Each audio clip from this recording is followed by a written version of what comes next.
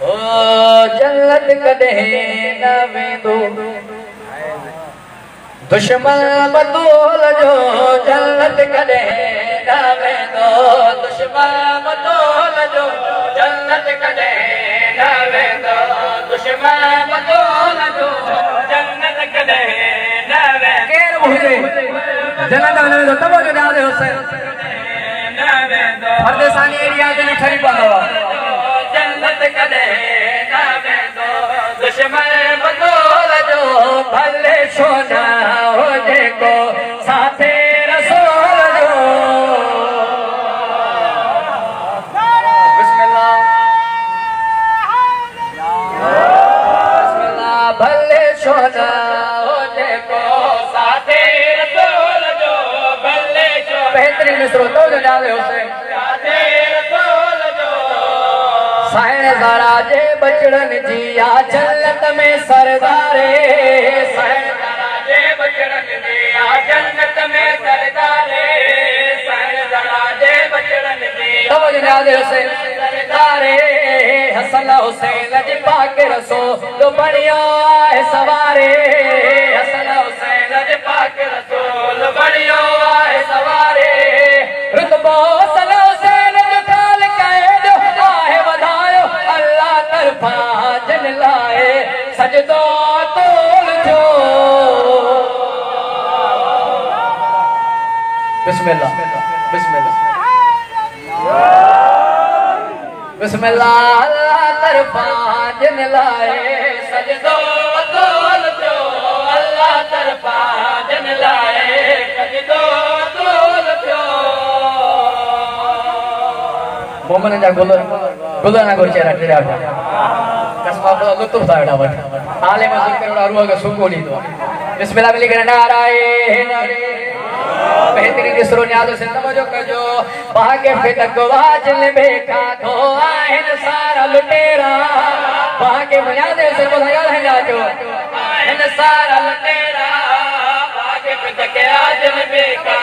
आहिन सारा लुटेरा तिन चोरन चा लुकड़ा ना हिन कायम ताए पेरा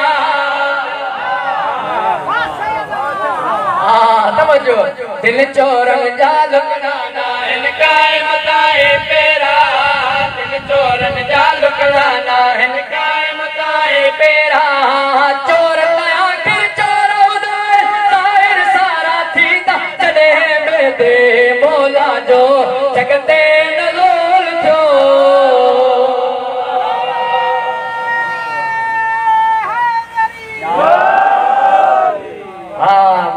गोले गोले मारी बिस्मिल्लाह मिली करे नारायण हेदरे चंगी ना खामोश को जो ॻाल्हाईंदो बि कर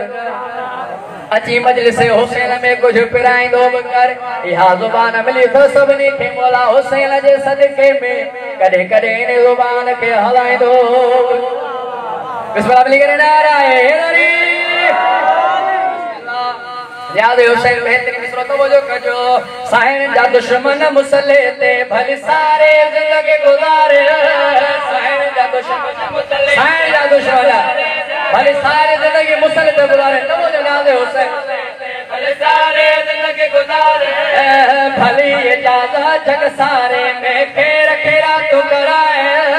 भली इजाजत जग सारे में खेर खेरा तू कराए भले जग सारे में खेर खेरा तो कराए हाजी हुजन अलादो जन पर साइन कच में अर जायो एरन चोर जो दसियो शाह जे कबूल थो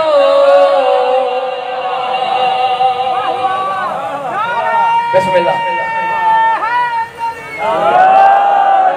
बिस्मिल्लाह मौला अली के प्यार की दुनिया लतीफ है मुझे संदार बुझाता हूँ ताने जवाब दिनवा ये तो ताने को जवाब देने वजह किया तो जो करना है मौला अली के प्यार की दुनिया लतीफ है और मुनकर अली का अकीदा ज़ईफ है नाराए अली का जो खुश होकर दे जवाब समझो कि उस जवान की अम्मा शरीफ बिस्मिल्लाह क्या भाई अमली करे नाराए हेदरे